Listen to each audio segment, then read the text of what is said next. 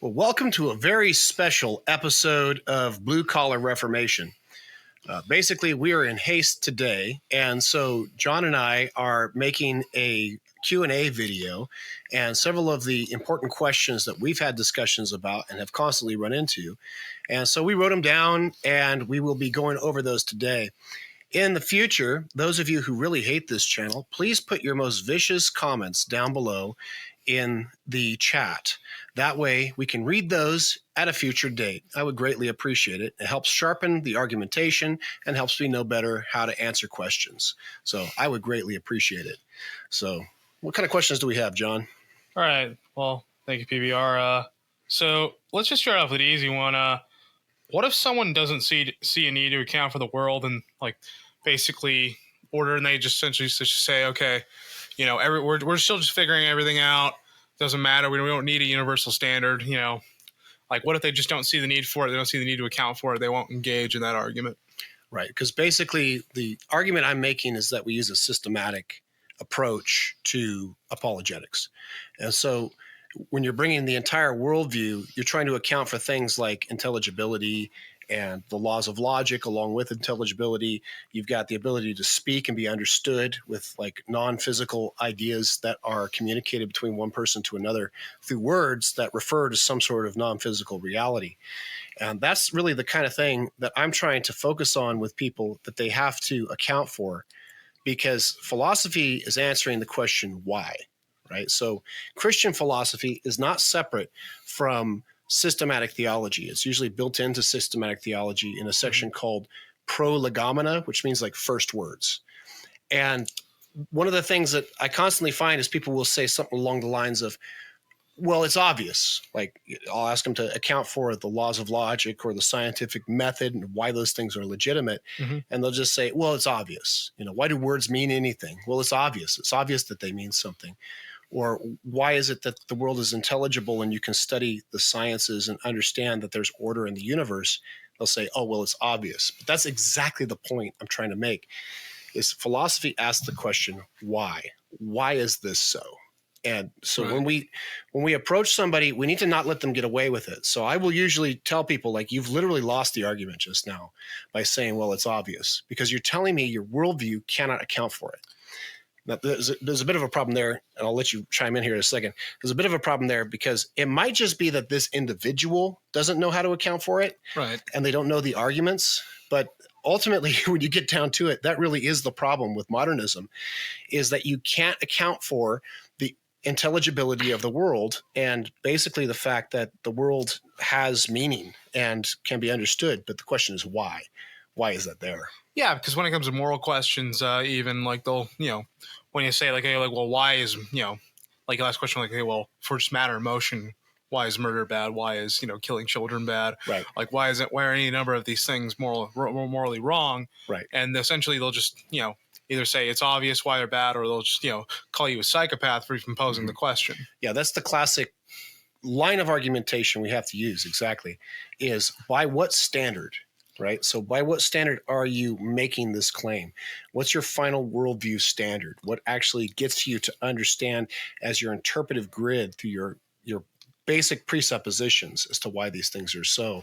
Because for modernism, they approach morality based off of what I call, which I don't make up, I've gotten this from Van Til and then from others in the past, borrowed capital, borrowed intellectual capital. That basically the idea is that Christianity can account for the world with regard to the creation and the order of the universe, the intelligibility of the universe. But that presupposition being ours in the modern era comes from our Christian past. Whereas in a pagan setting, it would be like the demiurgic birth of the universe out of the mass of the gods that was already pre-existing. Right. And that's why the things are what they are. So you have to look at the presuppositions and find out, do those actually account for the world in which we live? Fair enough. All right, let's move on to the next question since we're talking about morality. So when you look at, people, essentially they'll, when you press them on, and perhaps they will be honest in this question, but essentially they'll ask well, I just can't subscribe to being a Christian or part of organized religion because, all of these things have been done like in the name of Christ. Like you have like, atrocities that they'll put forth as evidence against, like, okay, well, if the, if this is like the way to live, then why do we see a constant like violation of that? Right. Yeah. So like the Fourth Crusades, where the Crusaders sacked Constantinople, Right. which they were supposed to go protect Constantinople in the First Crusade, or Spanish Inquisition, the conquest of South America by the Spanish, the witch trials in Salem, Massachusetts.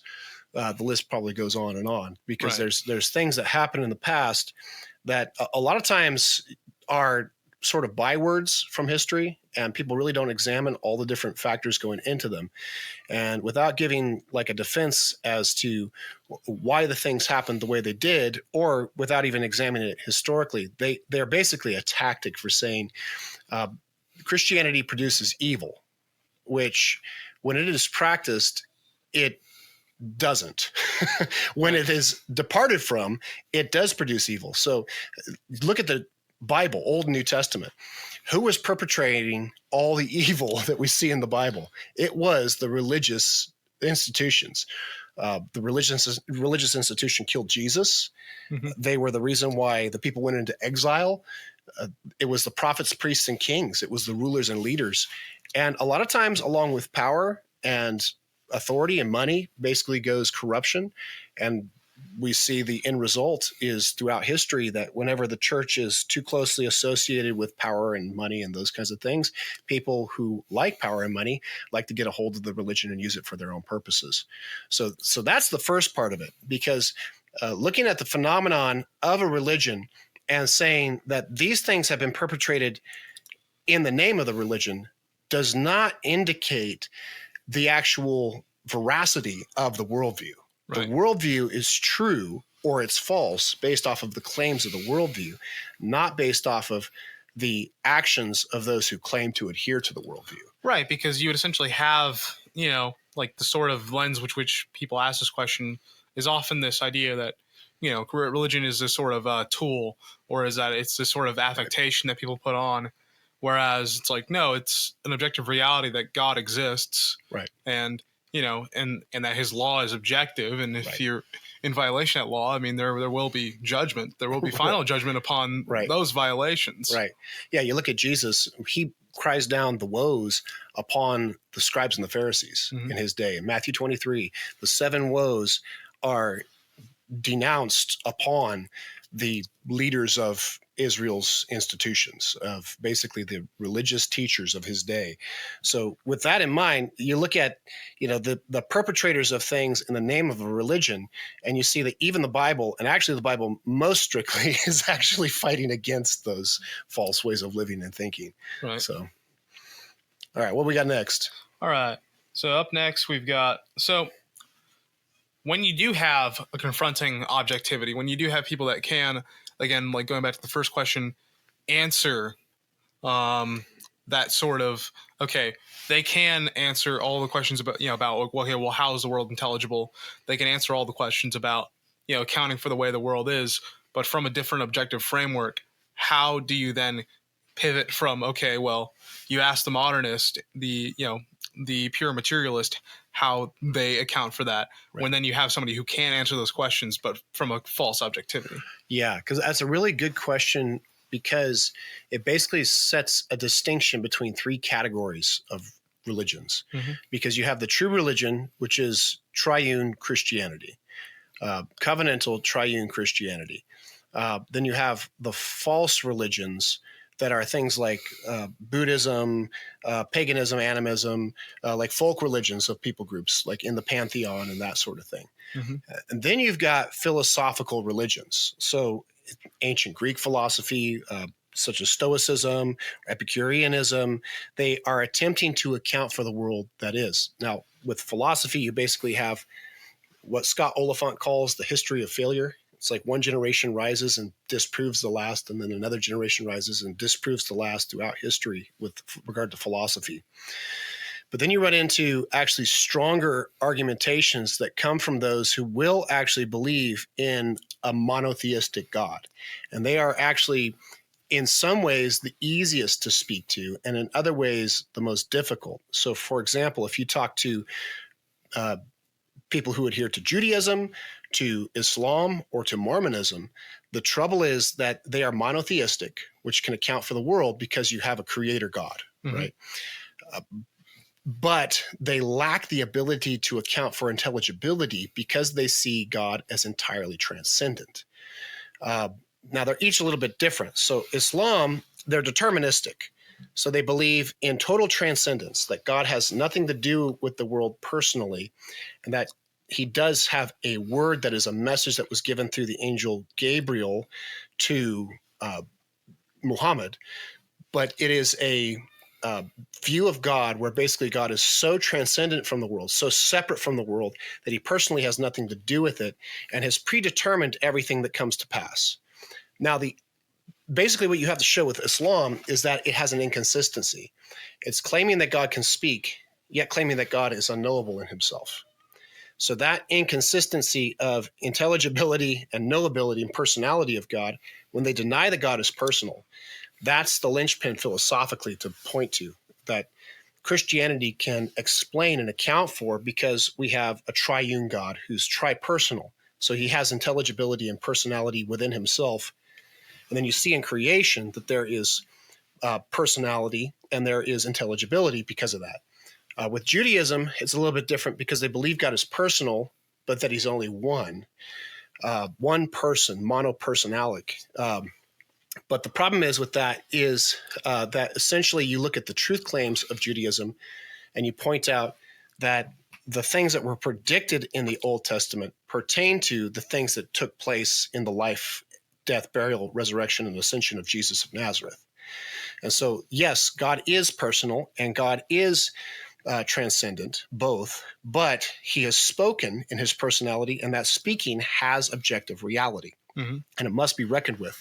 And the prophets point forward to a Messiah who would fulfill these things.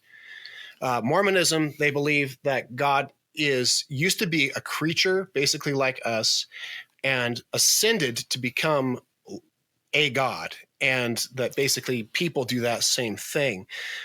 So basically it's a matter of breaking down the superstition of that and explaining how that doesn't account for the existence of things the way that they are. It'd be very similar to an approach to like fighting against or answering somebody who believes in like Greek idealism, essentially.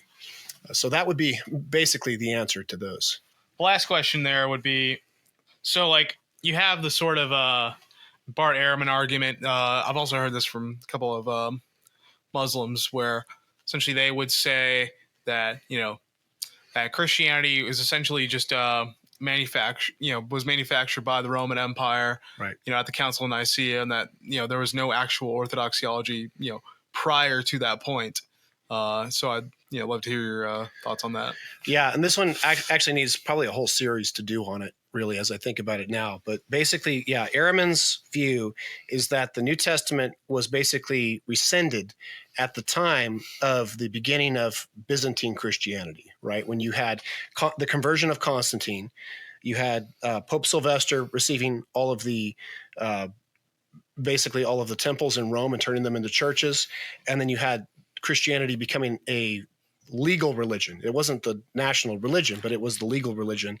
And so people say that at that time and this starts back in 1881, there was an argument that was written that the Byzantine church at that time rescinded or basically updated the Bible in order to establish a canon and establish a text that would be reflective of their Orthodox views. And so basically inventing orthodoxy at around the time of the Council of Nicaea and the legitimation of Christianity in the Constantinopolitan Empire. The problem with this is within academia, it's actually been disproved for about 60 years that the Byzantines rescinded the scriptures at that time because of the massive textual evidence that we have. The other problem is it's basically an argument where Bart Ehrman and others are not so much repeating old arguments as much as just inflating the statistics.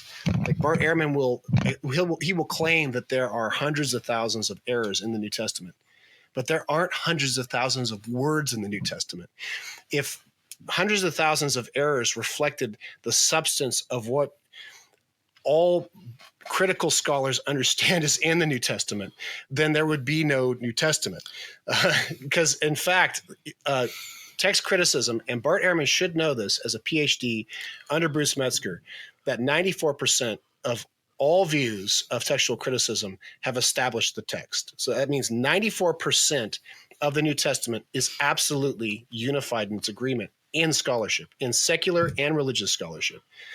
Now, there are various views within that, but basically, I just want to point out that this has been disproved within academia, and it's a sort of sleight of hand because textual criticism is such a technical and nerdy kind of approach to how you live your life that almost nobody can access that information.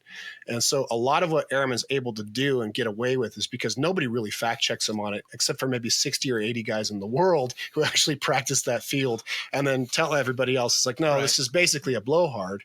Or they agree with him because they're basically agreeing with the larger status quo. But that's the thing, right, is that sometimes it does become like even aside from that, putting forth like the actual academic claim, sometimes it becomes sort of a Gnostic history where you have like, oh, well, sure, you might have all this evidence saying that this happened, but who wrote the history books? Exactly. So then it essentially just becomes, like an ideological cudgel at that point. And we have to account for that. And the way that you account for the history is you look at what came before and what came afterward. So if the point of time is Council of Nicaea, and we've got to prove that there was a coup essentially to remove the Gnostics from Orthodoxy, the Montanists from Orthodoxy, and all these like Arian groups and everything, we've got to get them out of Orthodoxy. Then what we have to look at is basically the transmission of information from before that event to after the event. Is what led up to it and what came afterward. And actually what we find in the church fathers is orthodoxy.